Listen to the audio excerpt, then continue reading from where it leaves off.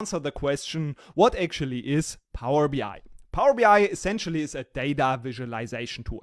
This means we can visualize our data. But it's not just any data visualization tool, but it's the most commonly used data visualization tool in the industry. And also in the Gartner's Magic Quadrant, it is the very clear leader. This means it is the best one in the ability to execute and also clearly the best one in the completeness of the vision. So with this data visualization tool, we can of course also analyze our data.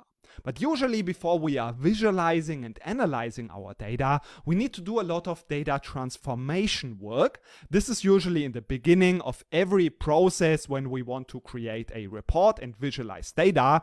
This is necessary to just fix some errors in the data. We need to rename some columns. We need to replace some values. So usually a big part of our work goes into data transformation before we are visualizing our data. But even after data transformation, we are not ready yet to visualize our data. Because usually we have multiple data sources. So we have multiple tables that we are going to load into Power BI. And those tables need to be usually connected. This means we need to create some relationships between those tables so that we can combine those tables and use them interactively together. This is why we need to build our data model. This is all of the work that we are doing in Power BI Desktop, which is the local application that we are going to download and install locally on our machine.